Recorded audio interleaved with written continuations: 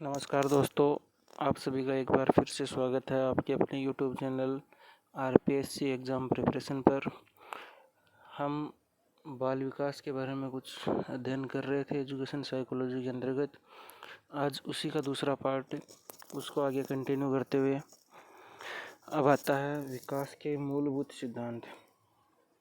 विकास के मूलभूत सिद्धांतों का मतलब है कि विकास कैसे होता है, क्या होता है, इसके बारे में, यह किस प्रकार संपन्न होता है, इसके बारे में हम कुछ अध्ययन करते हैं। पहला आता है विकास का सतत प्रक्रिया का सिद्धांत।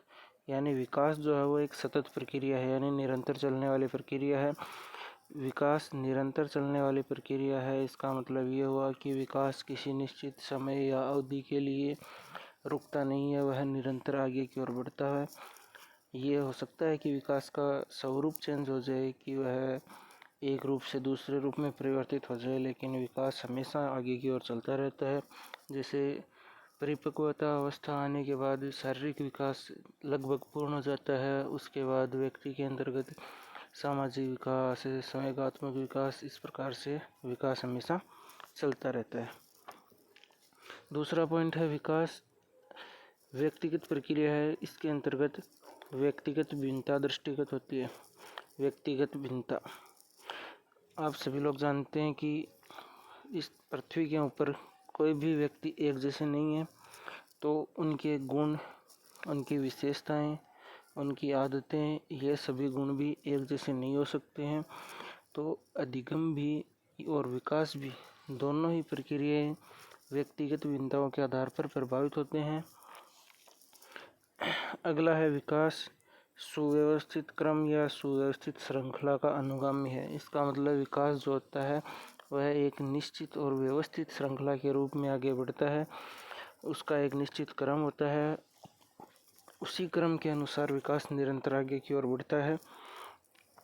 अगला है विकास वातावरण व वंशक्रम की अंतःक्रिया का परिणाम है।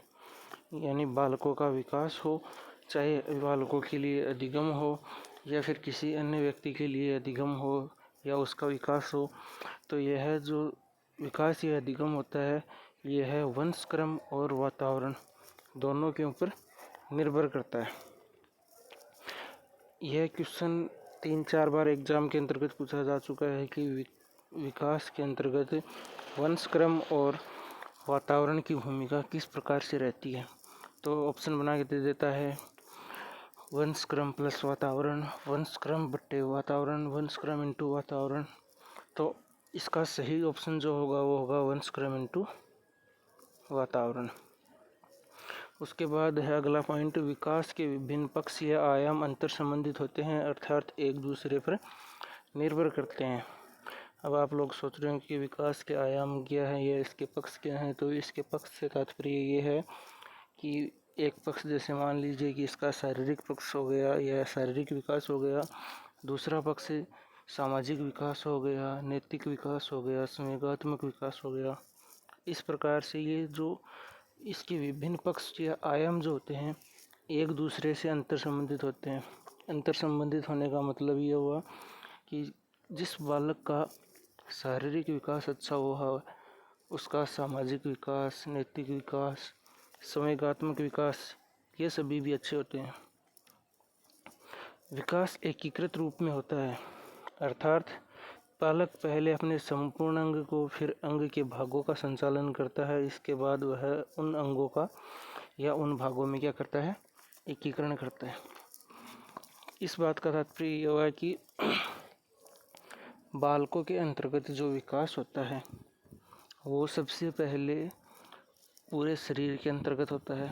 पूरे शरीर का तात्पर्य ये हुआ, जैसे आप बालक को, छोटा बालक है, उसको कोई भी चीज़ आप पकड़ने के लिए दोगे तो वह सबसे पहले अपने पूरे शरीर का इस्तेमाल करेगा उसे पकड़ने के लिए। उसके बाद धीरे धीरे अपने हाथ, जैसे हाथों का प्रयोग करेगा, हाथों के प्रयोग के बाद वह अपनी हथेली का प्रयोग करेगा और अंत में जाकर वह अपनी अंगुलियों का संचालन करना सीख जाएगा।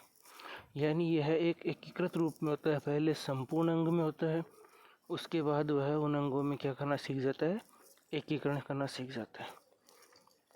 विकास संचयी होता है। विकास संचयी होने का मतलब ये हुआ कि जैसे मान लीजिए कोई बालक पेन पकड़ना सीख गया तो उसे पता चल जाता है कि पेन को किस प्रकार से पकड़ा जाता है, यानी वह गुण या वह अवस्था उसके अंतर्गत क्या हो जाती है, विकसित हो जाती है।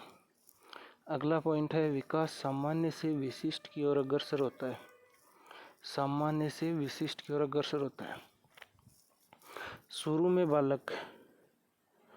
में बालक अविभेदित व्यवहार और वयस्क होने पर वह अधिक विभेदीकृत या परिष्कृत व्यवहार और लक्ष्य निर्देशित व्यवहार के रूप में विकसित होने लगता है। इस बात को मतलब समझिए आप कि शुरू में सामान्य से विशिष्ट की ओर अग्रसर होता है। पहले बालक सामान्य क्रियाएं करता है, उसके बाद वह उन क्रियाओं के लिए विशिष्टीकरण का गुण अपना लेता है।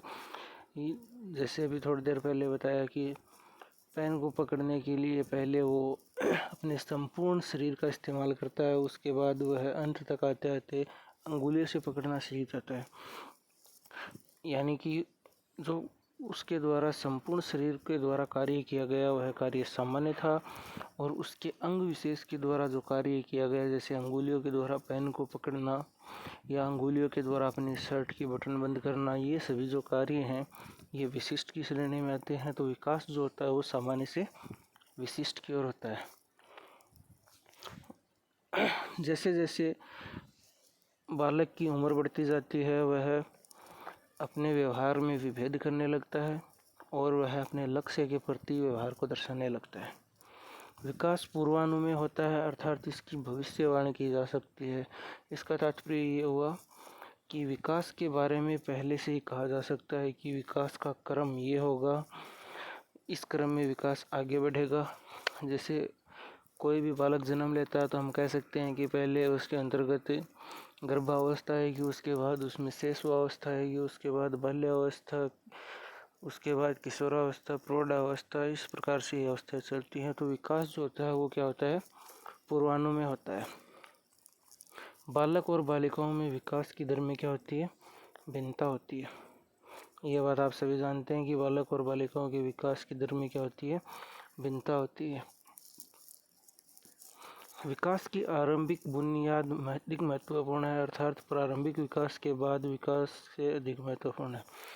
यानी कि बालक का अगर बचपन या शैशवावस्था और बाल्यावस्था जो है उनके अंतर्गत यदि बालक का विकास अच्छा हो गया तो वह बालक अपने भविष्य के अंतर्गत सभी क्षेत्रों में अपना विकास जो है वो अच्छे प्रकार से कर पाएगा।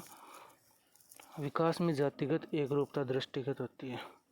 जातिगत एकरूपता से तात्पर्य ये हुआ कि बालक जो है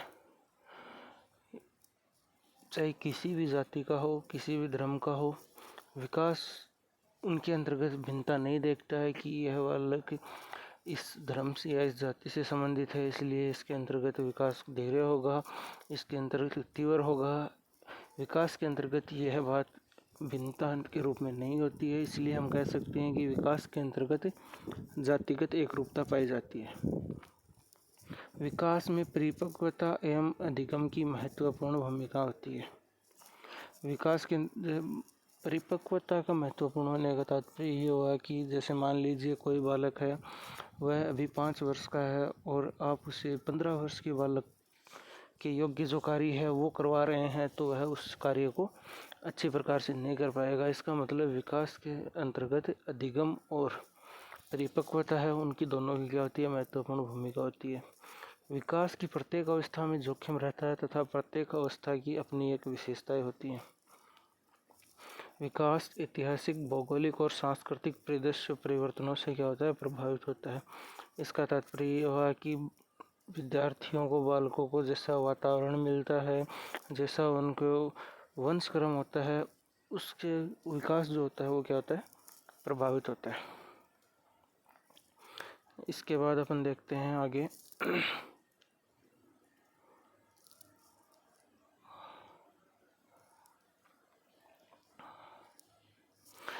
विकास का जो होता है क्रम वो किस प्रकार से होता है। आता है, पहला आता है सिफेलोकोडल। सिफेलोकोडल दोस्तों ये नाम बहुत महत्वपूर्ण है और ये बहुत बार परीक्षाओं के अंतर्गत पूछा जा चुका है। सिफेलोकोडल का तात्पर्य ये हुआ कि बालकों का जो विकास होता है वो पहले सिर की ओर होता है, उसके बाद वह पैरों की ओर होता है। जैसे उदाहरण के लिए आप समझ सकते हैं कि गर्भावस्था के अंतर्गत भ्रूण जो होता है उसका सिर जो भाग होता है वह पहले बनता है और बाकी के जो शेष भाग हैं उनका विकास बाद में होता है। जन्म के बाद में भी देखते हैं तो बालक का सिर जो होता है वो सबसे पहले विकसित होता है, उसके बाद में उसके कंधे विकसित होते हैं, धीरे धीरे करके उसका सारा शरीर और लास्ट के अंतर्गत जाते हुए उसके पैरों का विकास पूरा होता है। अगला जो आता है वो आता है प्रोक्सिमोडिस्टल। ये दोनों जो शब्द हैं सिफेलोकोडल और प्रोक्सिमोडिस्टल, ये बहुत ही इम्पोर्टेंट है और ये एग्ज़ाम के अंतर्गत बहुत बार पूछे जा चुके हैं। हिंदी के अंतर्गत इनका नाम चेंज हो सकता है, जैसे सिफेलोकोडल को बोलें मस्तकोदमुखी, प्रोक्सिमोडिस्टल को बोलें केंद्र से परिधि की ओर। तो हिंदी के अंतर्गत इनके नाम परिवर्तित हो सकते हैं, इसलिए आप इनको इंग्लिश में याद रखने की ज़्यादा कोशिश करें।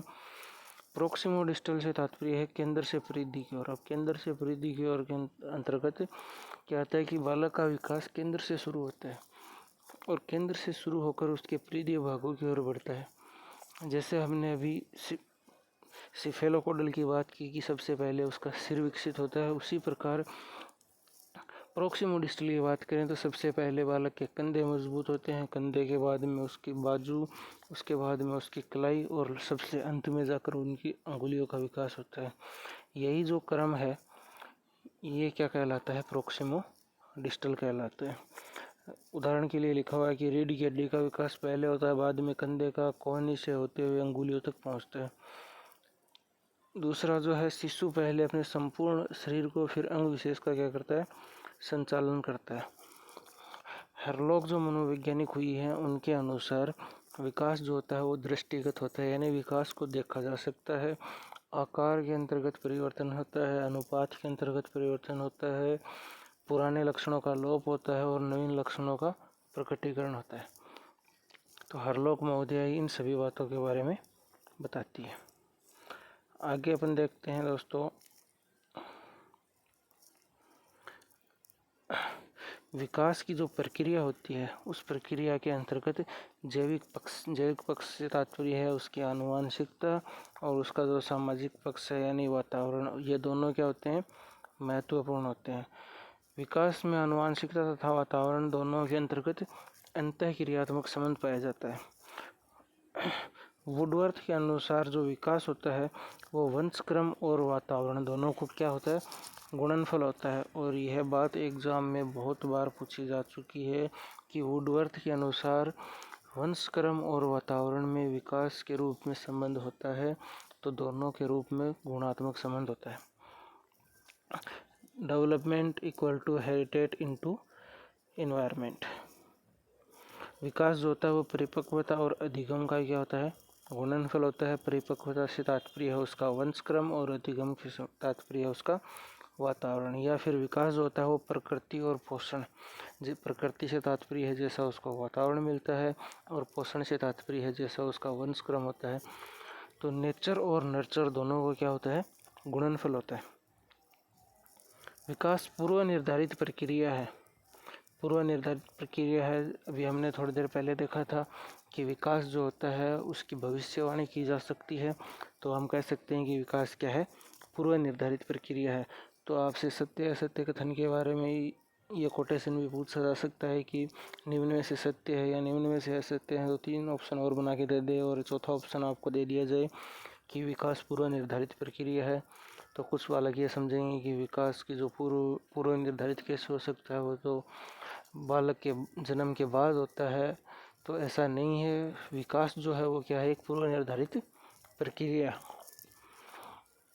विकास जो और क्या होता है, हायरार्किक होता है, यानी क्रमिक रूप से होता है। पद सोपानिक यानी पदों के रूप में होता है। ऐसा नहीं है कि विकास अचानक से हो जाए, विकास अपने पदों के अंतर्गत धीरे धीरे विकसित होता है और पदानुक्रमिक होता है। और जो पद होते हैं विकास के वो क्रमानुसार होते हैं। ऐसा नहीं है कि बाल्यावस्था से पहले किशोरावस्था आ जाए, ऐसा नहीं हो सकता, श्रेणी के रूप में होता है। उसके बाद दिया गया है कि विकास की दर या गति व्यक्तिगत विभिन्नताओं के कारण सबकी अलग अलग होती है। हमने थोड़ी देर पहले देखा था कि विकास जो होता है वो व्यक्तिगत विभिन्नताओं से क्या होता है, प्रभावित होता है। इस बात को समझने के लिए उदाहरण दिया गया है कि ए किसी काम को शीघ्रता से करता है जबकि बी उसी काम को देरी से करता है, तो यह अंतर किस कारण से होता है। तो पहला ऑप्शन आपको दिया गया है विकास की दिशा, दूसरा ऑप्शन दिया गया है विकास का क्रम, तीसरा ऑप्शन दिया गया है विकास की दर और चौथा विकास का रास्ता। तो आपको पता हो गया कि दोनों के अंतर्गत विकास की दर के कारण यह अंतर आता है। अगला क्वेश्चन दिया गया है, एक अध्यापक यह जानता है कि उसके छात्र वृत्त का चित्र बनाने में कठिनाई महसूस करते हैं, इसलिए वह डायमंड का चित्र नहीं बनवाता। अध्यापक विकास के कौन से सिद्धांत का पालन कर रहा है। तो अध्यापक जो है वो जानता है कि छात्र जो है वो वर्ग का चित्र नहीं बना सकते, इसलिए वह बच्चों से डायमंड का चित्र नहीं बनवाता है। तो वह कौन से सिद्धांत का पालन कर रहा है, पदानुक्रमिक सिद्धांत का पालन कर रहा है। क्योंकि बालक जो होता है वो सबसे पहले किसी बिंदु को बनाना जानता है, उसके बाद 2 बिंदुओं से रेखा बनाता है, उसके बाद 3 रेखाओं से त्रिभुज का निर्माण करता है और ऐसे करके धीरे धीरे आकृतियाँ बनाना सीखता है। जब बच्चा वर्ग का चित्र नहीं बना सकता तो वह उसे डायमंड का चित्र बनाने के लिए नहीं देता है। उसके बाद आती है विकास की दिशा, हमने पढ़ ली है, मस्तकोद्मुखी यानी सिफेलोकोडल, सिर से पैर की ओर। अगला आता है निकट दूर क्रम, जिसको हमने नाम दिया था प्रोक्सिमो डिस्टल, यानी सबसे पहले विकास सामान्य होता है, उसके बाद वह क्या होता है, विशिष्ट होता है। और हर लोग का क्या कहना है कि विकास की सभी अवस्थाओं में बालक की प्रक्रियाएं विशिष्ट बनने से पूर्व सामान्य प्रकार की होती हैं। यानी हर लोग का भी ये मानना है कि कोई भी विकास का क्रम होता है वो सबसे पहले सामान्य होता है, सामान्य होने के बाद में वह क्या होता है, विशिष्ट होता है। यहाँ पे एक बात आप याद रखिएगा कि नैतिक विकास जो है वो केवल ऐसा विकास है जिसका क्रम इसका उल्टा होता है, यानी पहले वह विशिष्ट होता है, उसके बाद में वह क्या होता है, सामान्य होता है। बाकी सभी विकास जैसे शारीरिक विकास है, सामाजिक विकास है, संवेगात्मक विकास है, ये सभी जो विकास हैं वो पहले सामान्य होते हैं, उसके बाद विशिष्ट होते हैं। लेकिन नैतिक विकास जो होता है वह पहले विशिष्ट होता है, उसके बाद में वह सामान्य होता है। ऐसा क्यों, ऐसा इसलिए होता है कि नैतिकता के जो गुण हैं वो पहले किसी व्यक्ति विशेष के अंतर्गत आते हैं और वह व्यक्ति उन नैतिक गुणों को फिर आगे बढ़ाते हुए लोगों तक पहुंचाता है। इसलिए नैतिक विकास का क्रम हो जाता है विशिष्ट से सामान्य की ओर। उसके बाद में आते हैं विकास की विभिन्न अवस्थाएं। पहली अवस्था आती है अपनी शैशवावस्था, दूसरी अवस्था बाल्यावस्था, तीसरी किशोरावस्था। शैशवावस्था की आयु सीमा का निर्धारण है 6 वर्ष तक, बाल्यावस्था होती है 7 से 12 वर्ष और किशोरावस्था 13 से 19 वर्ष। बहुत से विद्वान बाल्यावस्था के 2 भाग मानते हैं, पूर्व बाल्यावस्था और उत्तर बाल्यावस्था। पूर्व बाल्यावस्था का आयु काल माना जाता है 3 से 6 वर्ष और उत्तर बाल्यावस्था का 7 से 12 वर्ष। ठीक है दोस्तों, अगले वीडियो में हम पढ़ते हैं शैशवावस्था और बाल्यावस्था दोनों को। शैशवावस्था और बाल्यावस्था को अगले वीडियो में पढ़ते हैं और उससे अगले वीडियो के अंतर्गत हम पढ़ेंगे किशोरावस्था को। थैंक यू दोस्तों। उसके बाद में अपन पढ़ने वाले हैं विकास के जो सिद्धांत हैं विभिन्न मनोवैज्ञानिकों के द्वारा दिए गए या विभिन्न क्षेत्रों के अंतर्गत उनका अध्ययन करेंगे। अगर आपको वीडियो अच्छा लगा हो तो लाइक करना, शेयर करना और सब्सक्राइब करना। थैंक यू दोस्तों।